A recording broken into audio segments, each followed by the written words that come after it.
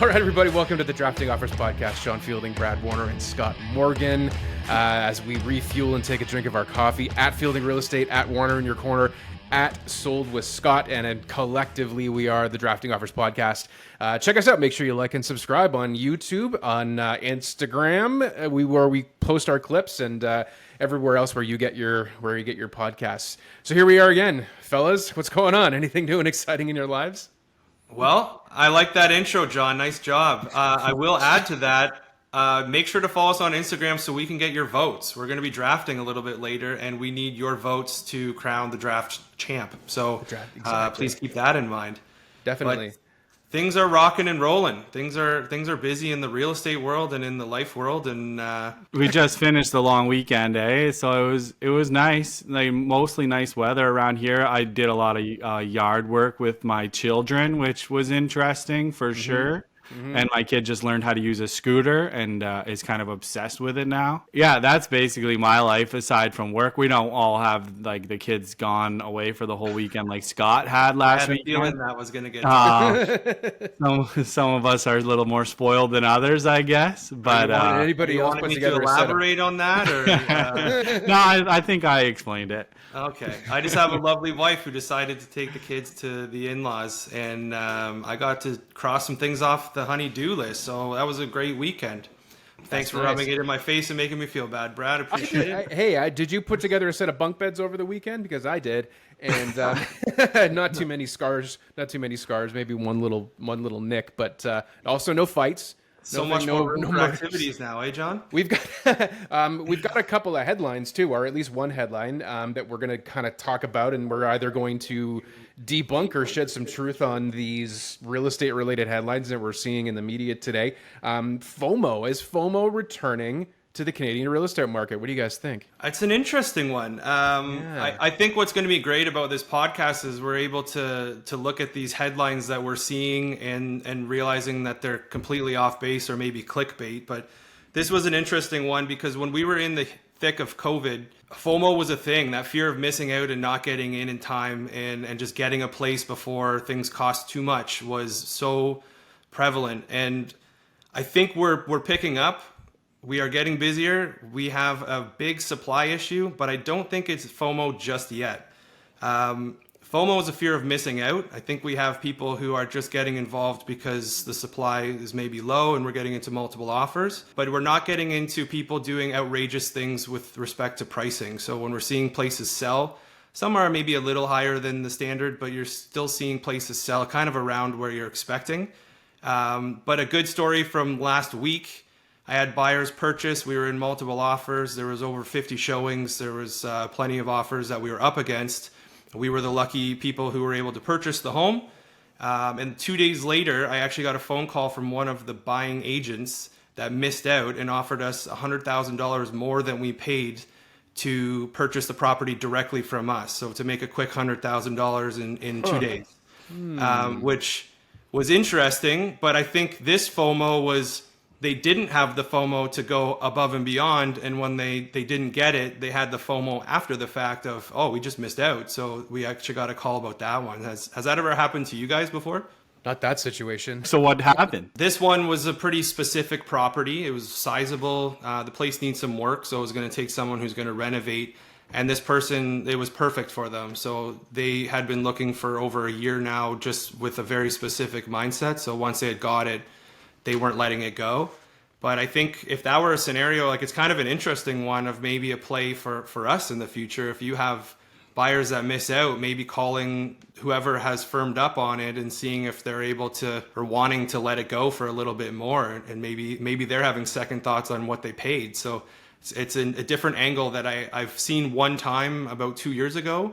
And I don't know. It was intriguing. I'll say that. That's interesting. It actually kind of reminds me of the cooling off process that they've introduced, or at least like they've introduced it in BC, where you get a 3-day cooling off period after you buy any kind of property, and they're considering it for Ontario. And I don't think a single realtor is on board with that because it allows so much in terms of like offers that they know they have no intention. Like, okay, well, I'm just going to go buy 3 houses today and I can back out of 2 of them if I want to, because I've for no reason. It's not like a home inspection condition. It's not like any kind of, it's just literally no reason. You can literally just pack up and go home after 3 days or until 3 days.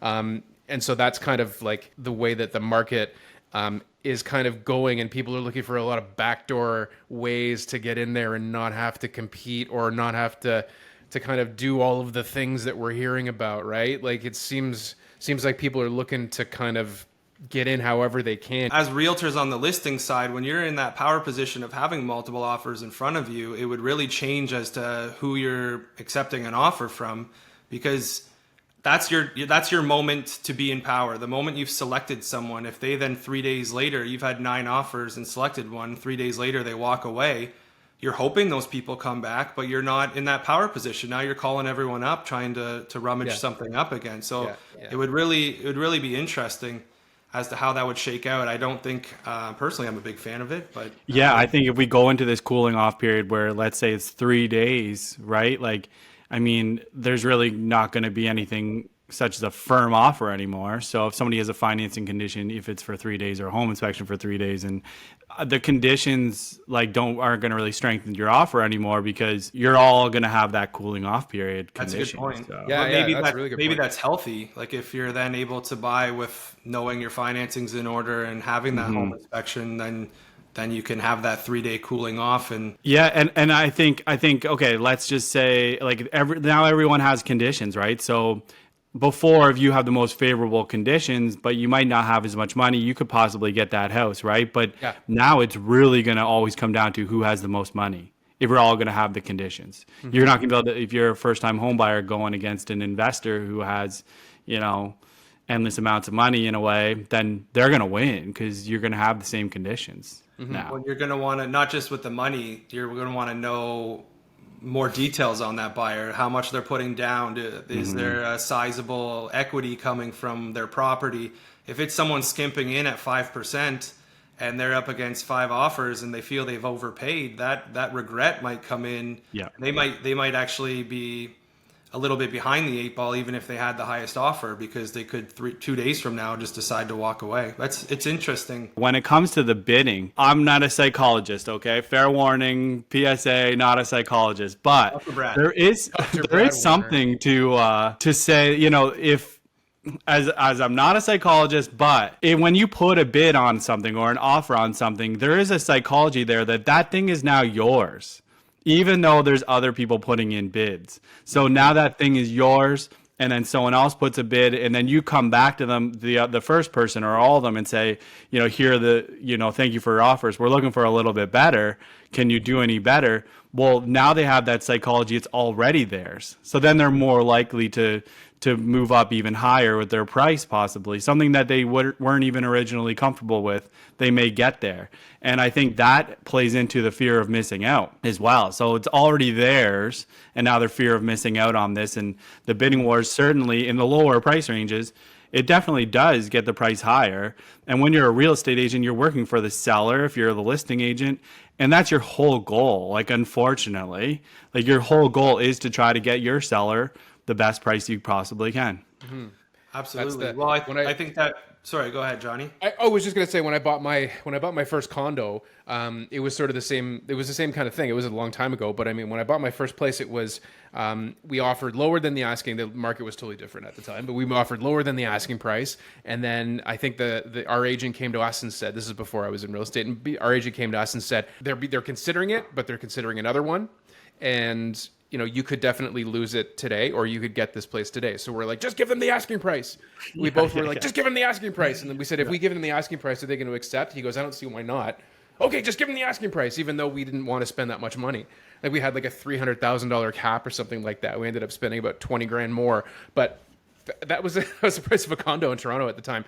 But we just didn't want somebody to take something that we had worked so hard on getting, right? Like we were finally there. We put in the offer. We had the money. We put in the offer. We waited, all the stress and everything. And now it's like, oh, we might not get it. Okay, we'll just give them whatever, anything right now. Because it felt like it was your house already. Yeah, like you felt like you already owned it. Yeah, I'm changing my address. Emotionally invested. Yeah, exactly. I've already changed my address. I've already started to tweet my new, of course, I'm not going to miss out on this. I have to. Yeah. It's my house. You can't. Where another wrench I think would come into play would be I think the option for no blind bidding is it's not if it's going to happen, it's when. If that's the case, you're now going through a process where you're seeing everything's above board.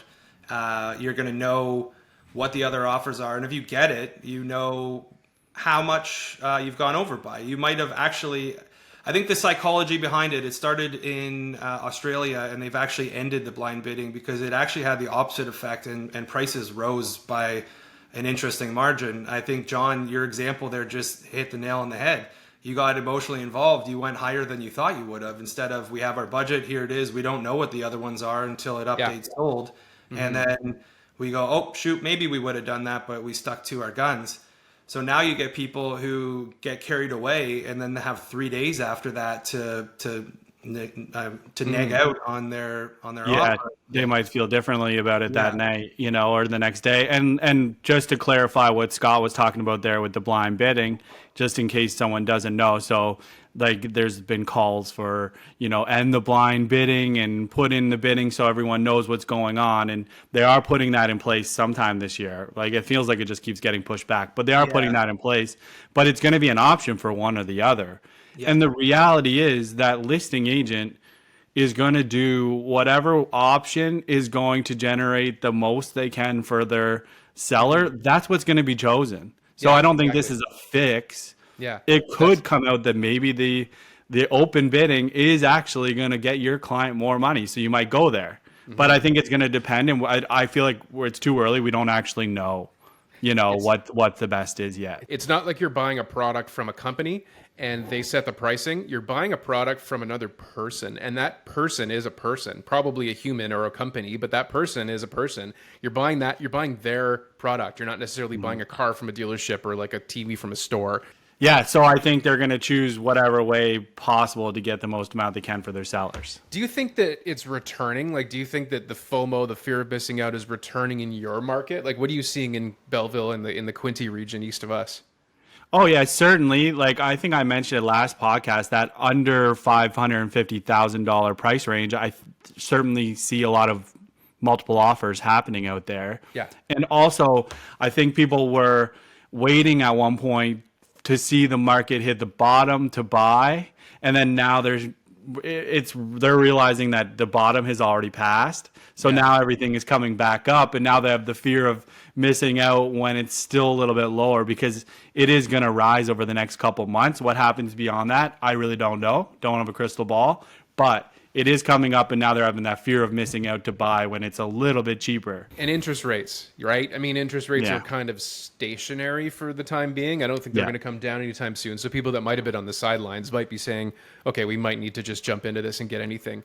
But I mean, now people just going to buy whatever it is just to get into the market when it's not necessarily what they want, right? Are people being less picky now because it's just like, okay, we just need to get something. We just need to get into the market and worry about it later on.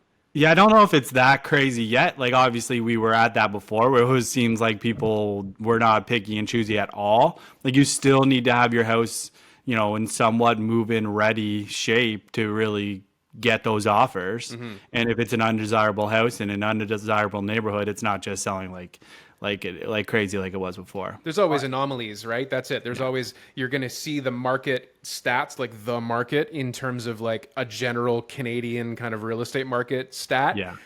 But you're not seeing, so it's like, that's another thing. There's houses that are selling like crazy, and then there's houses that are not. And everybody's like, well, I thought the real estate market was changing. Why is this one house for sale? Yeah. Well, the one house for sale is not a desirable one. Everything else around it is sold, and this is the one that's kind of the anomaly, right? So don't make that. Or other factors where pricing is off, neighborhood is not as desirable as you mentioned. There's so many things, and it's so nice to chat with. I've been chatting with Brad since university, but to talk with him now on a more business related aspect. So you hear those headlines and you hear the doom and gloom coming from consumers, and then you chat with someone who's an hour and a half away and they're going, well, I don't see that. And we're going, well, I don't see that. Like maybe this scenario, but it's not always the case. And I think that's why it's nice that we're able to sort of pinpoint some articles and give a perspective from the actual front lines as to what's happening. Everybody's got different motivations. It's all different in everywhere too, right? And like in my area, is contrary to what you two believe, Belleville is not a rural area. But the rural areas around here, the houses are not selling as quickly and not as not multiple offers. And even if they're priced well, that doesn't mean they're going to move super quick, where it does seem like more urban area, like we'll call Belleville urban in this case, I guess, like Belleville proper, Trenton proper. Things are moving quickly. And especially if you price them well, they're going to move quickly, and there's a lot of people out there to buy. I know out our way, rural during COVID was where you wanted to be. People were getting space. They weren't going on vacation. They were able to work from home. Did you see? Yeah, their brains were broken. Their brains. Yeah. Did you see the same thing out your way with rural taking off? Like, has that done a 180? 100%. Well, I mean, I wouldn't say it's like down and out right now. By no means. There's still lots of people that want that space, right? And no neighbors, like we're going to talk about later, can be pretty annoying. Neighbors can be pretty annoying sometimes. But like, I'd say the prices there have decreased though more than the urban areas. Just because lots of people want to be in the city. Yeah, like that whole move rural and buy cottages is something that was crazy during COVID that I don't think is still there now. Yeah, I think what went up by the most in a lot of aspects is going to be settling by the most. But yeah, I think people 100%. will always want to be by Reed's Dairy in Belleville, so that'll never be. I want to be by Reed's Dairy in Belleville. Yeah, I want to go to the break room. Oh, yeah. The Reed's Dairy, like we think of it as this like family friendly thing. Well, it is obviously, it's a great place, but it's also like, not even a kilometer away down from the casino now. So have you been doing a little two for one in the afternoon? Grab a milkshake, head to the casino, or vice versa. What casino? What casino's there? There's a Belleville casino now. Yeah. How long has that been there?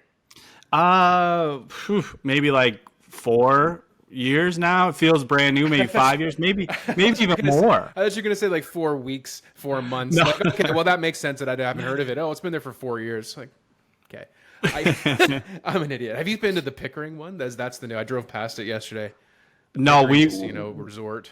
I've been to the Gananoque one. That was where people used to go before we had ours. Was go to Gananoque. We went to the Blue That's Heron. your border for coming down our way, eh? Yeah. Don't go any further. Let's make Actually, a I went trip to the the Great Pickering Blue Heron. one in January, and it still seems a little unfinished. The front entryway was huge, but there's nothing in it. And then you walk in, and it felt like a regular old casino. So I'm hoping there's maybe more to it. Obviously, there's hotels that have opened up now, and they're doing. I've seen a few boxing fights. Bryan Adams opened it up in concert, and there's a lot planned there. But right now, obviously, the moneymaker is casino, so that's built and ready and running. So I'm interested to see what will happen with that. They're getting a couple of new neighbors too. That resort land is getting a couple of new neighbors. I hope they're good neighbors, not bad neighbors. You guys like your neighbors? Let me ask. What do you think? You What a guys like your neighbors? segue! I'm ready. Yeah, let's hope they're good neighbors. Yeah, let's give the people what they're coming here for. And this second draft of all time for the Drafting Offer podcast will be on signs you are a bad neighbor. So as Brad brought it up in our prelim chat, it's basically your Jeff Foxworthy, here's your sign that you are a bad neighbor.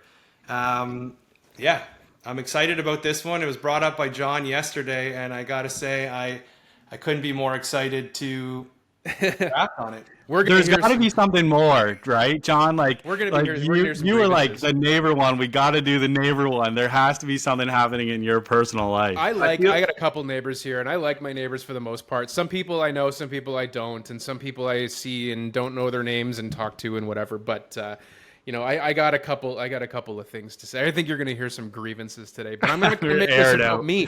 I'm not going to make it about me. It's just how these are things that you got to look out for as a general person who lives in a regular neighborhood. Just keep an eye out for these things, and we'll get to that in just a sec. So as we figure will out find who's out first. what grinds John's gears shortly, Yeah. but we have the wheel of wheel. Let's figure out who's Wheels up first. here. The order will be selected by One of us. Oh baby. And for those who didn't listen to week one's podcast, Brad was the winner and got to select the order and sabotage. So as promised, we will have Brad. I think you're going to go second in this one. I'd like to go first, and John can go third. So second round will be John starting and Brad and Scott. So I think there's some heavy hitters. there's some big ones. Oh my God. But we also live in very different circumstances too, right? So it's a little bit different. It's a little bit different too. Yeah. Well, some of mine are going to apply to a person who lives in an attached row house, which is what I have, because there's going to be, things from you've got neighbor on one side, neighbor on the other side, and they're both attached to your house. Some condos, right? I mean, I did live in a condo and I have had a condo, so maybe they'll apply there too. We're going to see. Okay, what are we doing right here, right out of the gate? Let's get something going. Right out of the gate. So when you said this one, I thought of what is that stereotypical feeling or sign when it's visual. Like you just see it and you know that's a bad neighbor. Or even when we're showing houses, when you walk up to that front door and you see this, you go, uh-oh. And that is just, the lawn is just completely overgrown. You just don't take care of that lawn. It is a mess. Okay, Judgy Scott. Yeah, back to judging. Lawn's a mess. Lawn's a mess. Your lawn better be perfect all the time, Scott. I have a fantastic next door neighbor who, if I'm not there in time, he's every Friday out there religiously. So shout out to him.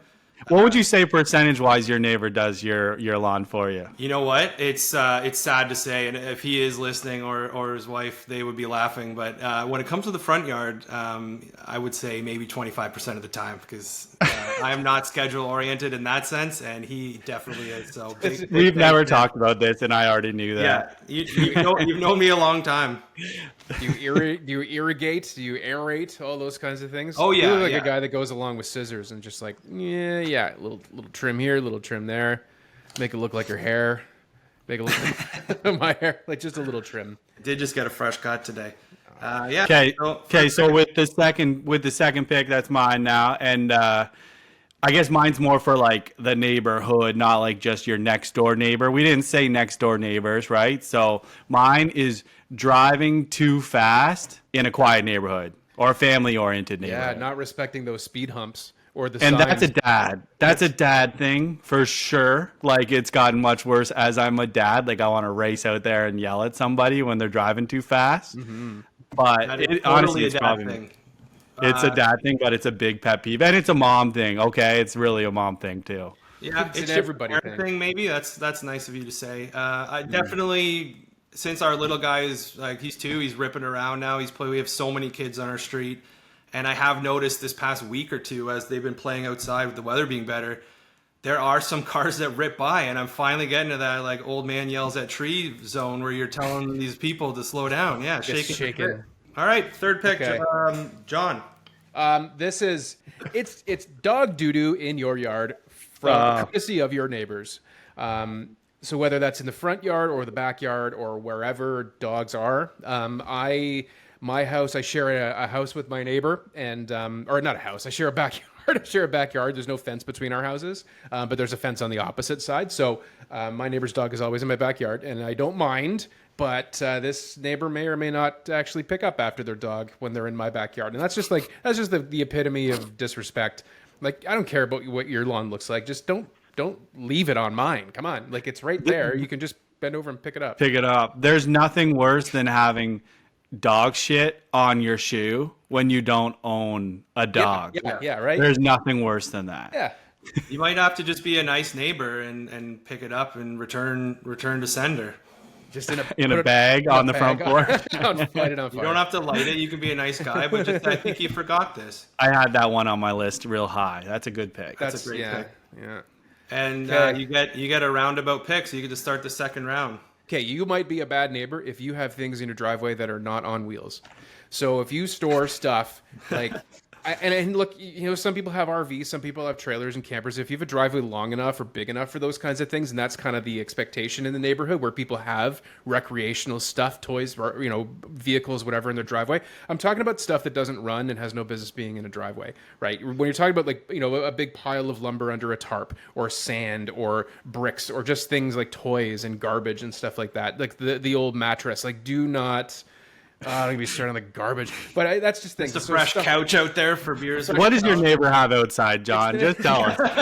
Oh, man. I like it. Okay, I'm going to go. John, I'll go along off your chest here, eh? Yeah. No, yeah. I'm good. What are you talking about? The next one. So I'm the next pick, right? Yeah. And I'm going to go along the same lines as John, though. But I'm going to go with parking your car anywhere but your driveway. If you're parking your car on your lawn, in my driveway, or always on the street, or who knows where you're parking it, your car is meant to be parked in your driveway. And if you're not doing that, your neighbors are not loving that. Yeah, that's a big thing here too. Small properties, small driveways, narrow roads. There's always somebody on the sidewalk. There's always basically like I have to worry. I've got to look and see if one of my solar lights got taken out again by a truck on my lawn. It's just anywhere but your own driveway, though, because it could be. I have a shared driveway, and well, it's not shared in a sense like we have to drive on each other, but they're attached to each other, and if they're even parked 3 feet over on my side, like it's a little bit of annoying, but honestly they're great neighbors, so they don't actually do that, but it would be something that would infuriate me for sure.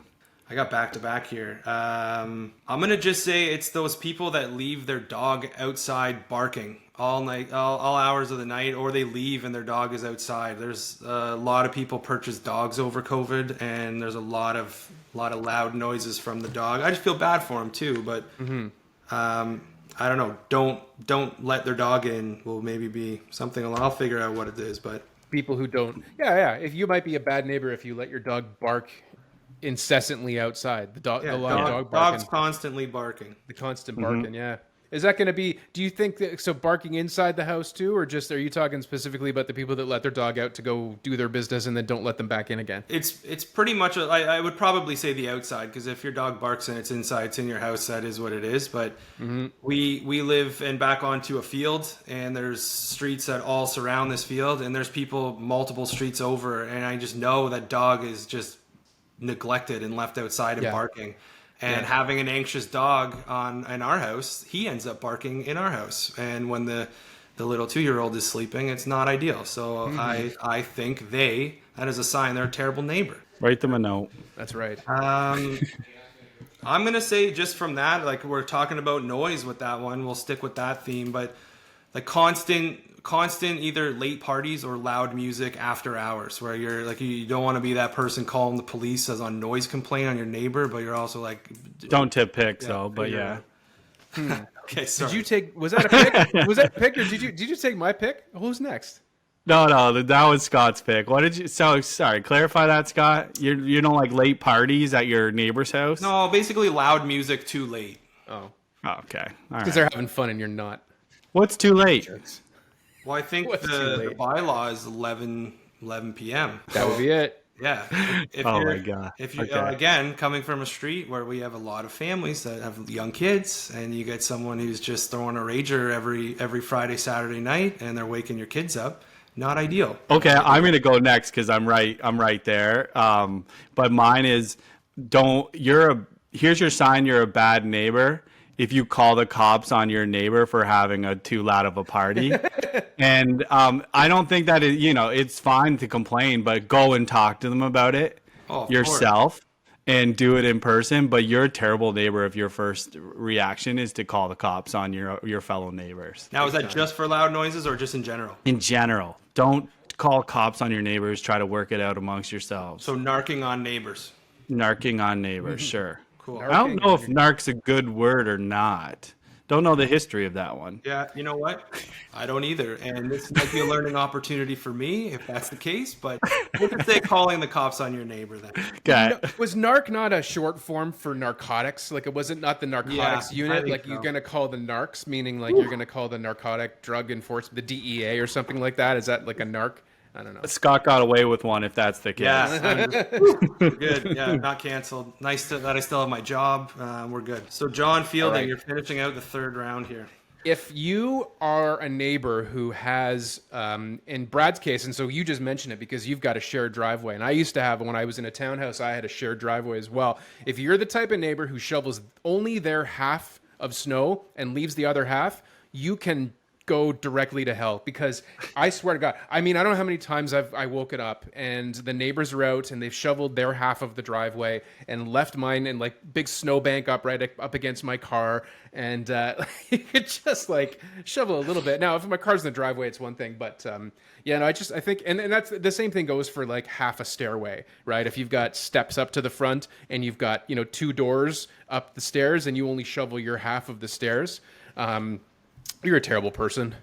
Not just a terrible neighbor, you're a terrible person if you only do half. If you just do your half, you can kick rocks, in my opinion. In the winter, I actually don't have a shared driveway because it's like 3 car lengths kind of thing. And so instead of like even shoveling out like the place like where we would like kind of be joined in together, he just doesn't use that space, so we don't have to worry about it, because I feel like it was probably annoying if, you know, every time you go out there you feel like you have to shovel the other person's driveway. It's direct mutual. FU to the person you're not doing it for, especially if you've done it for them. I'm not going to tip picks as to another scenario, but there's one that I've come across from a past neighbor, and it's just a direct FU. So I feel you. That's a good pick, John. And you get to pick another pick because you get to start the 4th round. I'm loving this one. This is something that I kind of thought of almost at the last minute. It was one of the last ones that I put on my list.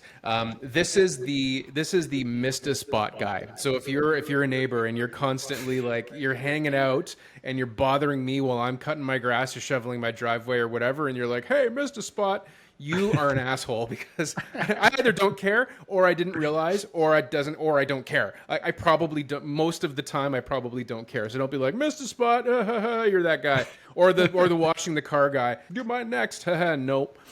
So the missed a spot guy is you're a bad neighbor. You hate bad jokes from your neighbors, John. Yeah. any humor, forget that. The humor doesn't exist. Check your humor at the curb. You got to be the one who's always criticizing everything you're doing. The missed a spot guy or girl or whatever. Missed is usually because it's a guy. I was watering my lawn one time and I had the neighbor walk over and be like, "What are you doing watering your lawn?" You know, I'm like, "Oh, I just put some seeds down." He's like, "The more you water it, the more you cut it." Yeah. It's like, okay, all right. I know. But now I live by that. Now I live by that too. I think what he's neglecting, though, is the less you water it, the drier it gets, the more weeds you get. So do you want to weed, or do you want to just cut your lawn? Well, it sounds like him. He'd rather not cut it. Yeah. Teach their own, right? Okay, Brad. Okay. 4th round, 2nd pick. There's some good picks left, just for picks. What it's worth. This is actually deeper than I thought, I guess. Yeah. Okay. All right. The next 2 I want to be a little bit more creative with, maybe. And this one is not participating in Halloween. That's so niche, but I like where you're heading. It's a little niche, but when we're out there trick-or-treating, you know, it's one, you don't have to answer the door, but leave the candy out for the kids, okay?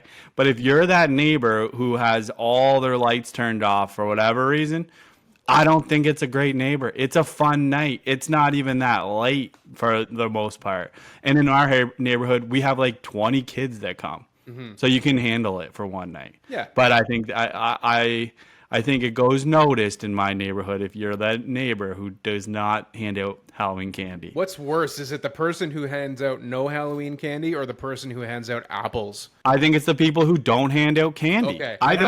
If the others tried.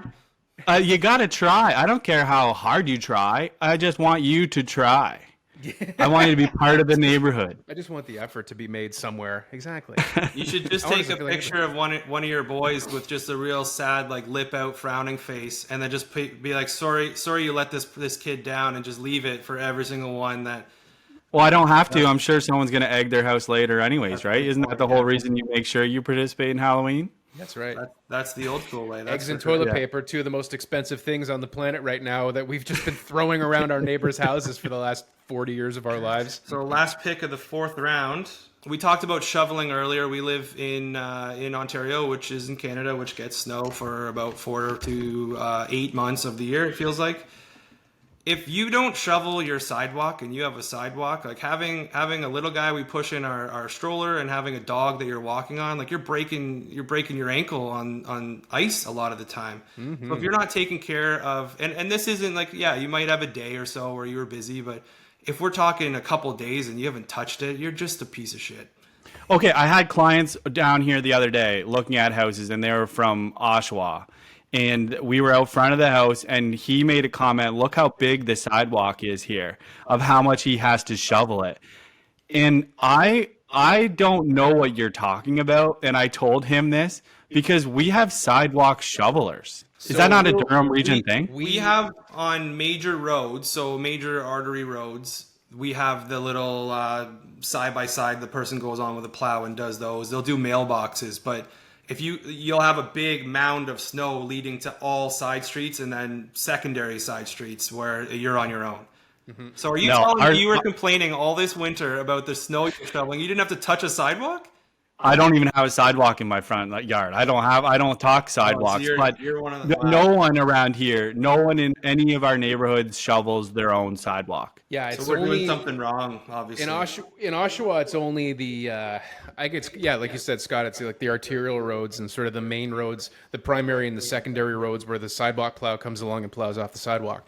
I think it happens maybe half the time in my neighborhood because I live on a bit of a main road, but I don't think it happens in a lot of the other like the secondary, even some of the new developments, unless it's near, it's near a school or something like that, or bus stop or whatever like that. Of course, they're going to plow those, but for the most part, I don't think it happens. I've never plowed a sidewalk in my life. Well, pin a rose on your nose. Oh my God. Okay, Scott, you got one more pick, right? I'm going to start with the fifth round here. I'm going to go. It seems to be the yard work that is really grinding my gears in this one. And with the overgrown lawn, there's the opposite side of things, and that's the early go hard. So you get the person who is cutting their lawn at 6:30 in the morning. And I'm sorry if you work shift work and that's the only time you can do it, but you're just really messing with a lot of people's days, especially with kids. I've brought up kids a million times. You can tell where my brain's at, but sleep is so important to life. We spend a third of our lives hopefully doing it so that we can enjoy the other 2/3, and you're just messing it up. So I like that. That was one of the probably one of the top things, the early grass cutters, the really late grass cutters or something. I get these people in my neighborhood too, going until 9 o'clock. As soon as the sun, as long as the daylight is out, people feel that they have the ability to make a lot of noise. Yeah, and Scott would call the cop. Scott would, yeah. Legally, they do. We determined narc is an okay word, so I'd be narking them for sure. Be narking these guys out. Yeah. And if it's not a safe word, I know I've just said it a second time. I apologize for that. I've learned from my mistakes, and I'll be better. You're gonna take some courses to learn to be better. Educational courses. I will be better.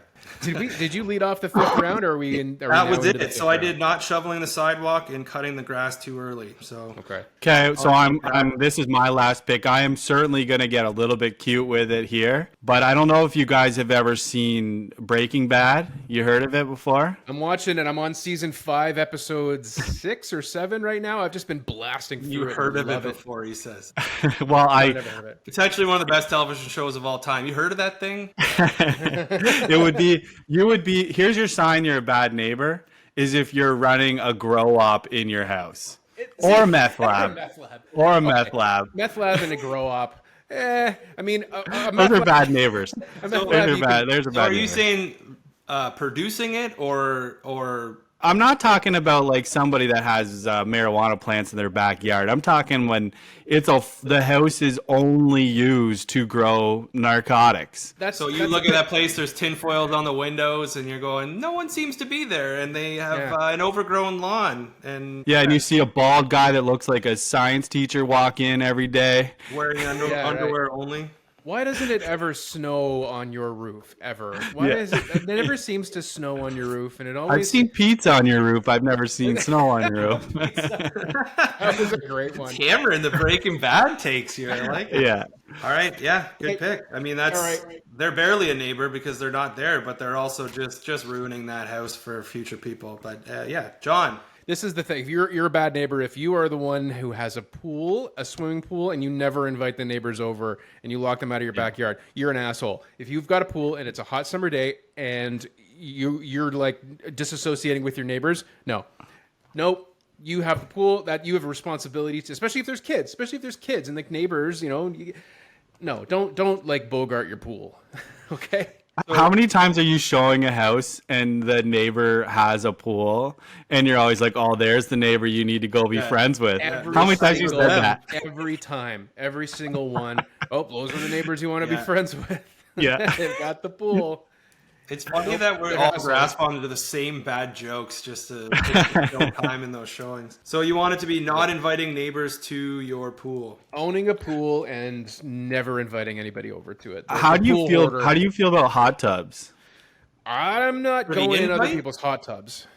Yeah. Do you invite your neighbors to a hot tub or no? That's a little more personal. You're very up close and half naked with them. So Just here curious. in Brooklyn, I'm sure there's a lot of hot tub people parties, I guess you would say. I mean, I'm going to stop right there. But yeah, out here there might be more of that, but it's not so common. I don't know if there's not too many hot tubs in my neighborhood, but I knew a guy actually one time had a hot tub on his balcony, which was very cool. And it was at the front of the house, I'm pretty sure. My parents had a hot tub for a little bit. I think I think the hot tub is something that's a little bit more personal. It's more of like a relaxation. It's more of a therapeutic thing for the people who own the house and live there. I don't think you're sharing your hot tub unless you are really good friends with your neighbors and it's like you want to come over, bring a couple drinks in your bathing suits. Then it's like, okay, we'll chill it in the hot tub. But if you That's not just a neighbor. That's a buddy. that's a at friend that friend. point. That's like Yeah. like your best friend on the street kind of thing. You're not sharing skin oils with just anyone. That's going to be someone close. All right, so let's recap that. Good. So we got 5 picks each, 3 people. First is Scott, overgrown lawn, dogs constantly barking, loud music after hours, not shoveling the driveway, and cutting the grass too early. Brad is driving fast in a school zone, parking car anywhere but driveway, calling cops on neighbor, not participating in Halloween and having a grow up. And John is dog poo in your yard and not picking it up. Things in the driveway not on wheels, shoveling half of a shared driveway, or missed a spot comment guy, or I don't know how we're going to do that one. It's an interesting Mr. one. Spot guy. Mr. Spot guy. It's the annoying nosy neighbor. The nosy neighbor. No, the asshole. Yeah, coming in. I'll do nosy neighbor for you.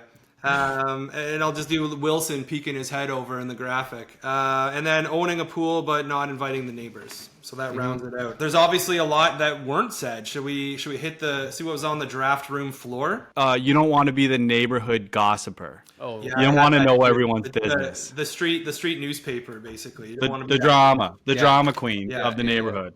Yeah. I have complaining about your neighbor on social media Oh, as one, because I did see this just like there's been, those neighborhood Facebook groups. I just saw one recently that was so dramatic. It was crazy, but don't be that neighborhood or don't be that neighbor. And also, I guess the same thing goes for like, don't complain about your specific neighbors on a YouTube video. Probably a good idea too. And then I said being unpleasant or not waving back to somebody when they wave at you. And then my last one was being too competitive with your Christmas lights. Because if you put up Christmas lights and then I put up Christmas lights, the next year you better not go way overboard and put up better Christmas lights because then I have to. And then we just keep going back and forth. Because my dad did that with our next door neighbor my entire childhood, and I don't want that for myself. we had a trailer growing up, and it was a large park, and everyone had golf carts. And it didn't matter if someone was new or you had known the person. You gave them either a head nod or a wave. Yeah. Polite. And I gotta say that is not the same in many communities I've lived in. You can give a wave, and I've actually seen people just stare at you as you're driving by, like, "Who the hell is that?" And just be nice. Just give a wave, maybe a head nod. That's a big one. It has to be a nod down, though. Always a nod Not down. ups Yeah, for no, like, hey, up. what's Up up? is- The other yeah. one's like, yep, I gotcha. Yeah. I had garbage on the property. If you're just littering all the time, people are stealing your packages, your Amazon packages, or just stealing your things. So a lot of times bikes or whatever are left out, and people will drive by and say that they were near the road up for grabs. Not the case. And not in Brooklyn for not what in it's worth, Brooklyn. probably either. You'd be surprised. And I just say, smoking darts in the garage. Like there's just some people that are just in there and just ripping cigs in the garage, doors open, and just the whole street stinks. That's just me. I had that on my That's list too, just like the heavy smoker or the weed. Weed too. Just it's become just as much. I smell weed in my neighborhood more than I smell cigarettes, to be honest. But that's that. I had that on my list as well. The weed smokers. I've also got the person. This is kind of obscure, but it's the person who asks you to pick up their mail but never offers to do it themselves when they're away. The stair stompers. If you're next to your neighbors, if you've got a shared wall or a shared property, a semi or whatever. This is another very specific one. This is the neighbor who dumps their recycling into your recycling boxes so that they don't have to collect their bins at the end. So they're the ones who, like, you put yours out and they come out with a little bin and they just kind of throw their stuff into your blue bins or the green bin stuff, like the kitchen waste. Like they'll put that in yours so that they don't have to go pick up their bins. John, can I tell you something? Yes. Those people right there are playing chess and you're playing checkers. I was going to say, that's brilliant. Those guys are, though. I want to be friends with those neighbors of yours who are doing that. That is great. I've never done that. I was always like, okay, so now that I've been given approval, I think I'm going to do that tomorrow. Well, it's a veteran move. Next if garbage anything. day. Yeah, just dump it in and you don't have to pick anything up at the end of it. That's You perfect. just do it to the new guy on the street and just like set the tone with that early vibe. We are the Drafting Offers Podcast. John Fielding, Scott Morgan, Brad Warner. Warner in your corner, Sold with Scott, and at Fielding Real Estate. We are at the Drafting Offers Podcast on Instagram, on YouTube, and we will be on Spotify, Apple Podcasts, wherever you get your podcasts. That is kind of where we are. Yeah, make sure to get on our Instagram page and vote. Now that we've all put this out there, we need to know who's going to be that draft champ. So go on and you'll see a poll or in our store, not in our stories, as a post. Just go in the comments. Either or will count as a vote. And we're excited to see who you thought won today. And we will be back with another episode shortly.